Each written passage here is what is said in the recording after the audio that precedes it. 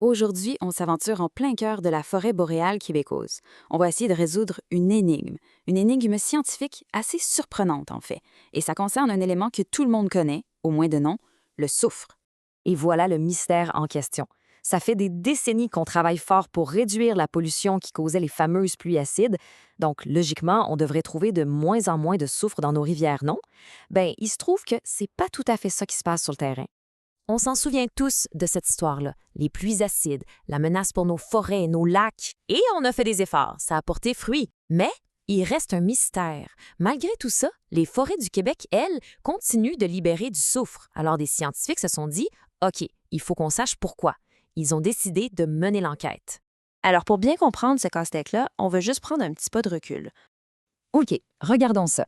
Dans le temps, l'histoire était assez simple. La grosse pollution industrielle envoyait du soufre dans l'air, ça retombait en pluie acide, et ça faisait mal à nos écosystèmes. Bon, aujourd'hui, la situation a changé. Les émissions ont beaucoup baissé, la qualité de l'eau est bien meilleure, mais le soufre, lui, il continue de couler de nos forêts.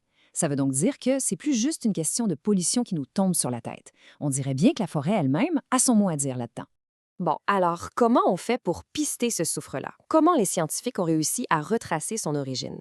Eh bien, ils ont joué aux détectives. Ils ont suivi des empreintes chimiques, une sorte de signature que le soufre laisse derrière lui. Et pour comprendre leur méthode, il faut qu'on parle de deux concepts vraiment importants. Le premier concept, c'est l'humus. Qu'est-ce que c'est l'humus? C'est la couche qu'on voit à la surface du sol en forêt.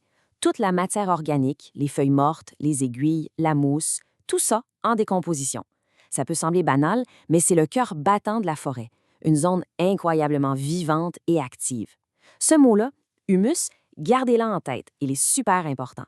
Et le deuxième concept, c'est leur outil d'enquête, l'empreinte chimique. Il faut imaginer ça comme une signature. Chaque type de soufre a sa propre signature, qui est unique. En fait, en analysant les atomes d'oxygène qui sont collés au soufre, les chercheurs peuvent dire « Ah, ce soufre-là vient directement de la pluie » ou alors non, celui-là, il a été transformé par la forêt. C'est ça, leur indice. Alors, avec cet outil-là, leur plan était assez simple et logique. Ils ont suivi le chemin d'une goutte d'eau, de A à Z. Premièrement, ils ont analysé l'empreinte du soufre dans la pluie avant qu'elle touche à quoi que ce soit. Ensuite, l'eau qui a coulé le long des arbres. Après ça, l'eau qui a passé à travers notre fameuse couche d'humus. Et finalement, l'eau rendue dans le ruisseau, prête à quitter la forêt. OK, on a le plan, on a les outils. Maintenant, les résultats. Qu'est-ce que cette enquête a bien pu révéler? C'est là que ça devient intéressant. On va regarder les indices un par un. Premier indice, on regarde ce qui se passe quand l'eau de pluie traverse la cime des arbres, ce qu'on appelle la canopée. Et déjà, juste à cette étape-là, il se passe quelque chose. L'empreinte chimique du soufre, elle change. Les scientifiques ont mesuré une baisse de 3,6 pour 1000.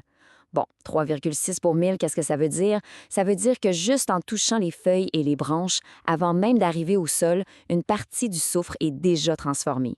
La forêt, ce n'est donc pas juste une éponge passive. Et attention, ce n'est que le début de l'histoire. Et maintenant, on arrive au deuxième indice, et celui-là, c'est le plus important. C'est le moment clé de l'enquête. Qu'est-ce qui arrive quand l'eau passe à travers la couche d'humus? Là, l'empreinte chimique, elle plonge encore. On observe une autre baisse, mais cette fois, elle est beaucoup plus forte, moins 6,6 pour 1000. C'est presque le double du changement qu'on a vu dans les arbres. Là, on tient quelque chose. C'est l'indice qui change tout. Et cet indice majeur et nous mène directement à la conclusion des chercheurs. C'est simple, la couche d'humus est le principal endroit où le sulfate est produit dans la forêt boréale. Autrement dit, c'est là que la magie, ou plutôt la chimie, opère. L'humus, c'est une véritable usine biologique qui transforme le soufre et qui en libère aussi. On a trouvé notre coupable, si on veut. D'accord. On sait maintenant que l'humus est une grosse usine à soufre. Mais la question qui se pose, c'est à quel point cette usine est-elle productive? Est-ce que son impact est petit ou est-ce que c'est vraiment significatif? La réponse est vraiment sans équivoque. La forêt n'est pas juste un décor, c'est un acteur principal dans tout le cycle du soufre. Et voici le chiffre qui met ça en lumière. Entre 67 et 81 Qu'est-ce que ça veut dire? Ça veut dire que la grande majorité du soufre qu'on retrouve dans les ruisseaux a été, en quelque sorte, cuisiné par la forêt elle-même, dans les arbres et surtout dans l'humus. Le point à retenir, c'est vraiment ça.